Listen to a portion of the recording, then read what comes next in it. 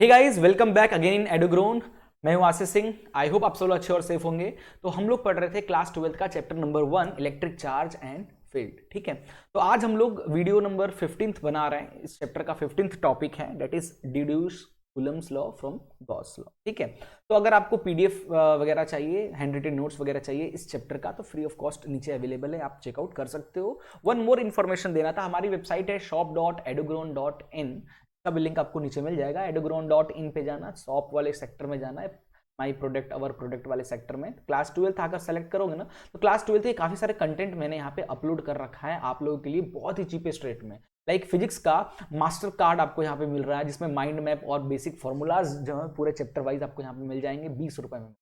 Class 12 की physics chapter wise practice questions भी आपको मिल रहे हैं। ठीक है, यहाँ पे आपको शॉर्ट समरी मिल जाएगा चैप्टर का, माइंड मैप, एमसीक्यूज वगैरह, short answer question, long answer question, assertion reasoning questions, case based questions, ये सारी चीजें आपको यहाँ पे मिल जाएंगी चैप्टर वाइज मात्र 35 रुपीज में भाई। तो एक बार आप देखिए आपके लिए। ठीक है, फिर फिजिक्स के प्रीवियस ईयर क्वेश्चंस बोर्ड के पेपर मिल जाएंगे विद सॉल्यूशन मात्र 25 रुपए में। ऐसे ही आप फिजिकल एजुकेशन का देख सकते हो, मैथमेटिक्स का देख सकते हो, केमिस्ट्री का देख सकते हो, बायोलॉजी का देख सकते हो। तो काफी सारी कंटेंट मैंने 12th का अपलोड किया है और 11th के भी हैं, 10th के भी हैं। अपने दोस्तों को भी शेयर करिए, काफी चीपेस्ट प्राइस में आप लोग के लिए यहाँ पे चीजें अवेलेबल है। एक बार जरूर चेकआउट करना, लिंक इन द डिस्क्रिप्शन। ठीक है, चलिए आज की क्लास स्टार्ट करते हैं। बाकी फ्री कंटेंट भी अवेलेबल है, जिसका पीडीएफ आपको वीडियो के डिस्क्रिप्शन में मिल जाएगा। अगर आपको इस चैप्टर का पीडीएफ चाहिए, हैंड रिटन नोट्स चाहिए, वेबसाइट पे विजिट करो, सब फ्री भी है, पेड भी है। ठीक है, तो आज स्टार्ट करते हैं deduce Coulomb's law from Gauss law. Gauss law की हेल्प से कूलम्स लॉ हम लोग प्रूव करेंगे। ठीक है, कूलम्स लॉ में दो चार्ज के बीच में एक फोर्स लगता है। ठीक है, कूलम्स लॉ में हम क्या पढ़ते थे, याद करो, थोड़ा सा रिवाइज करा दे रहा हूं। एक चार्ज होता था Q1 पॉजिटिव चार्ज होता था, एक Q2 चार्ज होता था पॉजिटिव Q2 चार्ज होता था, दोनों के बीच का डिस्टेंस R होता था। इन दोनों के बीच में दोनों चार्ज प्लस हैं, तो इन दोनों रेपल करेंगे, तो जो फोर्स लगेगा इन दोनों की वजह से एक दूसरे के ऊपर जो फोर्स लगेगा, उस फोर्स की वैल्यू होती थी 1/4πε0 Q1 Q2 by r square, जिसको अपन लिखते थे K Q1 Q2 by r square. यही फोर्स है।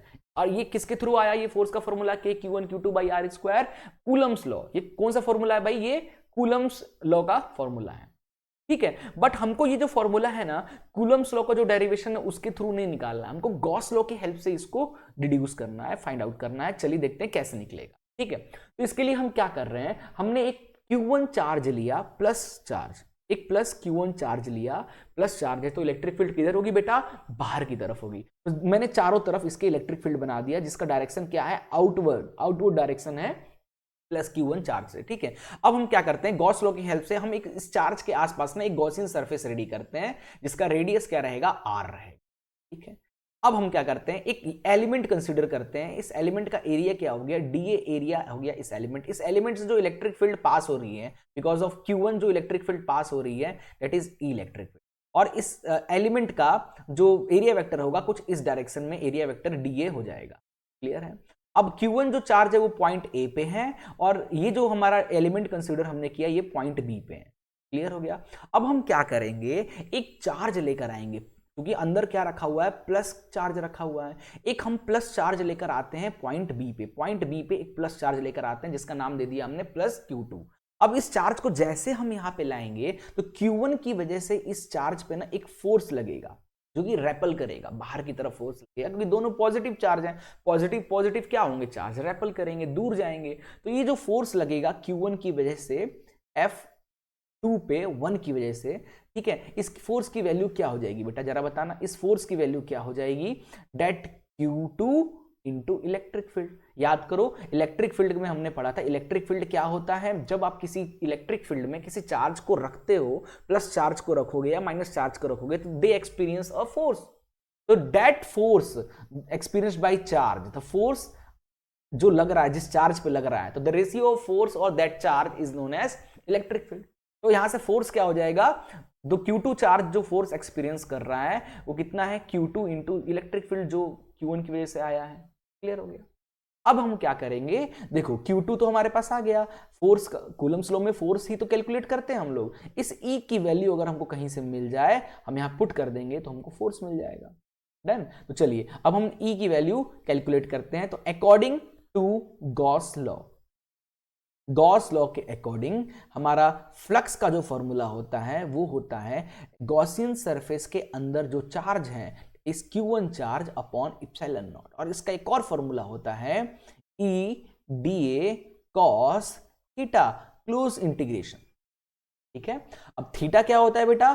थीटा इज व्हाट बताया था ना, angle between electric field and area vector. अब ये देखो, ये रहा हमारा एरिया वेक्टर का इस एलिमेंट जो हमने बनाया, इस एलिमेंट का एरिया वेक्टर क्या हो गया? इस डायरेक्शन में, इलेक्ट्रिक फील्ड भी इधर है, यानी थीटा की वैल्यू क्या हो गई यहाँ पे? 0 डिग्री।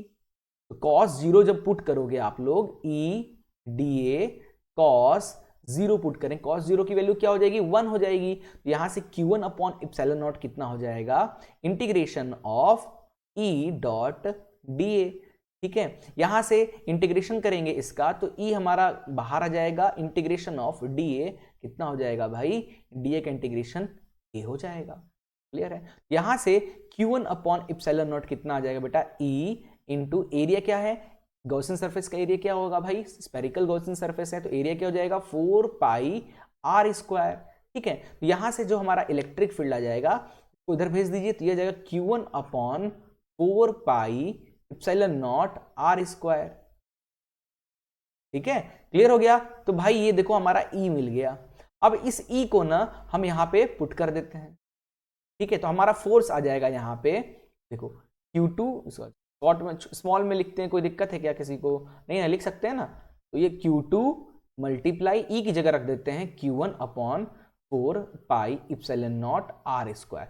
थोड़ा सा इसको रीअरेंज कर लेते हैं तो ये बन जाएगा 1 by 4 pi epsilon naught Q1 Q2 by r square. लीजिए, यही तो प्रूफ करना था, यही तो है हमारा कूलम्स लॉ, और ये हमारा प्रूफ। आई होप आपको ये चीज अच्छे से क्लियर हो गया होगा। तो आज के लिए बस इतना ही। आई होप आप इजीली गॉस लॉ की हेल्प से कूलम्स लॉ को प्रूव कर पाएंगे। मिलते हैं नेक्स्ट वीडियो में एक नए टॉपिक के साथ, तब तक के लिए गुड बाय।